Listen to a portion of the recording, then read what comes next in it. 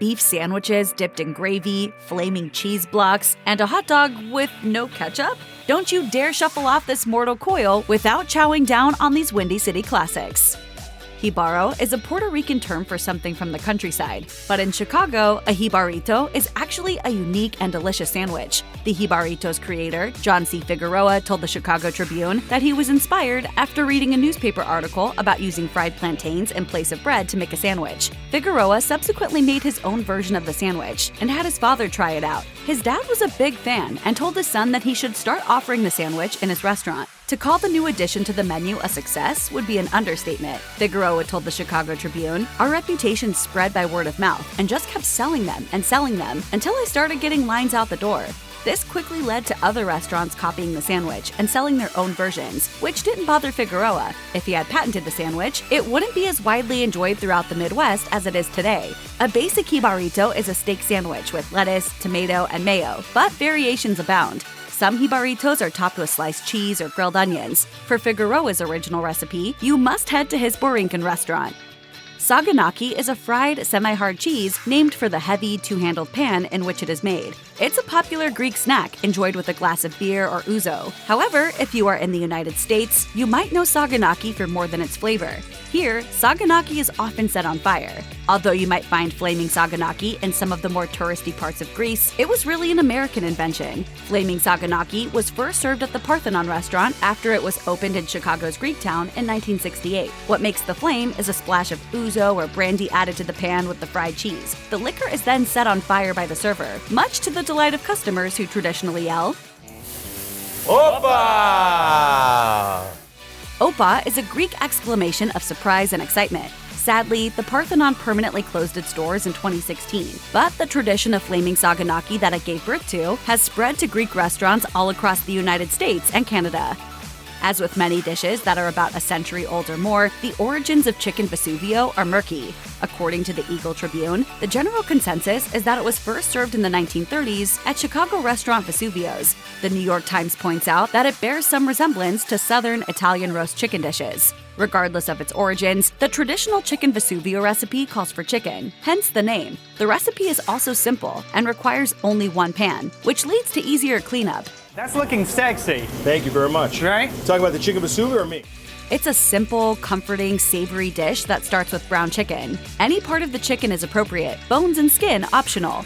Potatoes, peas, garlic, various herbs, lemon, butter, and a splash of white wine complete the dish. Chicken Vesuvio is also the perfect meal to pair with a glass of wine. In the early 20th century, Chicago native Anthony Ferrari made sandwiches and other baked goods in his basement. He then drove around Chicago selling them to make ends meet. One day, while attending a wedding reception where roast beef was being served, Ferrari got an idea. Why not slice the beef thinly on his deli slicer and sell it in a sandwich? Thus, the Italian beef sandwich was born. Eventually, Ferrari's son Albert, daughter Frances, and son-in-law Chris opened up a food stand to sell the beef sandwiches. They named the business Al's Barbecue, but the name was changed to Al's No. 1 Italian Beef in 1980. The original location remains open today, still serving their famous sandwich. Al's was featured on the Food Network's Top 5 Restaurants, where the secret to Al's nearly century-long success was revealed. The beef is roasted in a bath of garlic cloves and a special secret seasoning mix. It is then very thinly sliced and put in a second soak of gravy to marinate further. The meat is removed with a special fork and put onto a long slice of bread, like a sub. It's topped with giardiniera, a kind of spicy relish. The Italian beef sandwich can be served either wet, with a little gravy on top, or dipped, with the entire sandwich submerged in the gravy bath. This is the dipping tank. So that's just the dip. Right. The Italian beef sandwich is popular with Americans of Italian descent in Chicago. But what does this largely Catholic community do during Lent, when meat is forbidden on Fridays? Enter the pepper and egg sandwich. The history of this uniquely Chicago sandwich has roots all the way back to the 19th century. It is said that Italian immigrants came up with the idea. Restaurant owner Tony Dominici told the Chicago Sun-Times that his recipe calls for 3 to 4 eggs in each sandwich, plus a blend of 6 spices. Dominici went on to add that the spices used in his recipe are a family secret he inherited from his grandparents. Deli owner Michael Fiore, who uses spiced and roasted peppers in his sandwiches, told Block Club Chicago that he started off selling pepper and egg sandwiches only during Lent. However, due to their popularity, the sandwiches are now a regular part of the year-round menu.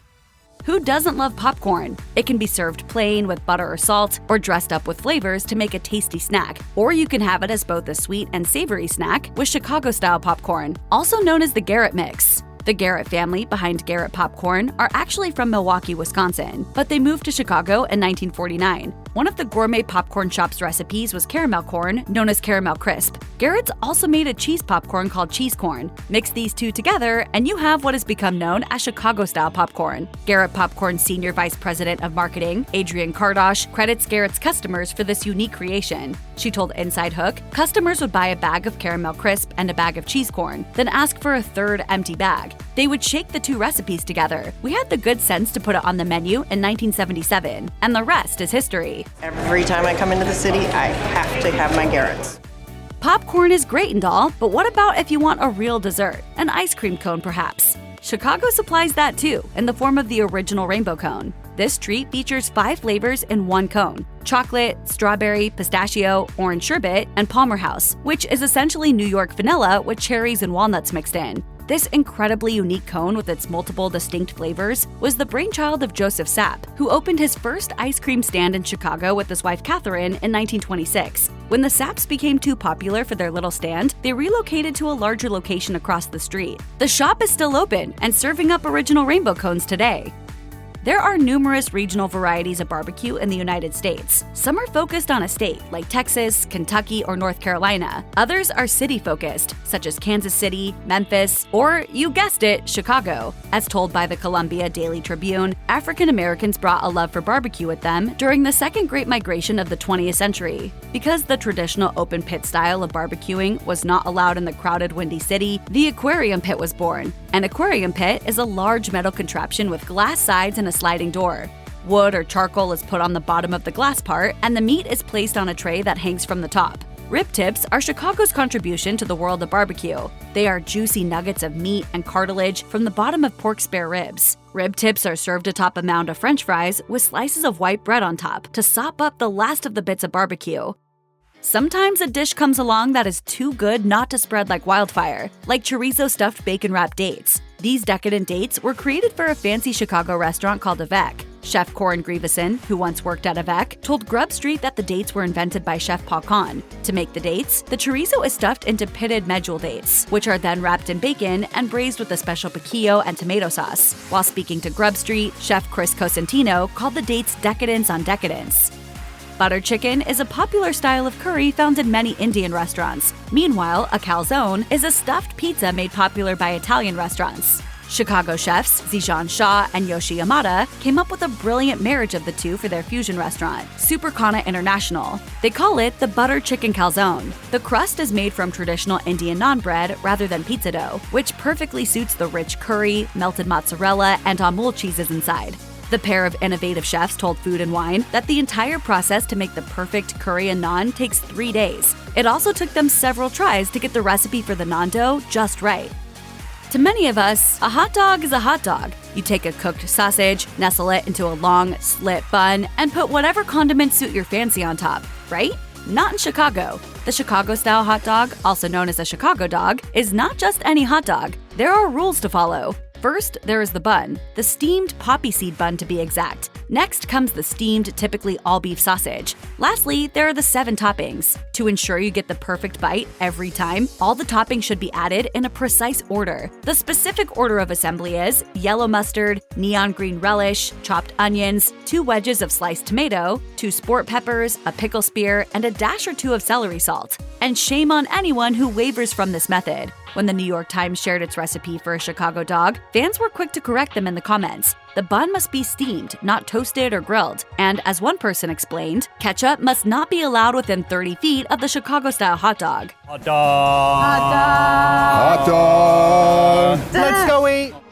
New York versus Chicago-style pizza is a well-established rivalry in the United States. Which is better, New York's traditional thin crust or Chicago's innovative deep dish? We aren't here to settle that perpetual debate, but we are here to tell you about this renowned icon of the Windy City. Chicago-style pizza was first created in 1943 by Ike Sewell and Rick Ricardo for their near North Side neighborhood restaurant Pizzeria Uno. Their Chicago-style pizza is essentially an inversion of the traditional Neapolitan pizza. Instead of a flat surface, a pan pan with deep sides is used to make the pizza. From there, the mozzarella cheese is put onto the dough first, followed by meat and vegetables. Lastly, pizza sauce is ladled on as the final ingredient. While Pizzeria Uno is largely credited for the invention of Chicago-style pizza, there is some debate about who exactly came up with the original recipe. According to a story in the BBC's travel website, Rudy Malnati, a former employee of Pizzeria Uno, claimed that he was the genius behind the classic Chicago pizza. But recipe debates aside, this is one iconic Windy City food that simply must be tried. It's seriously that good.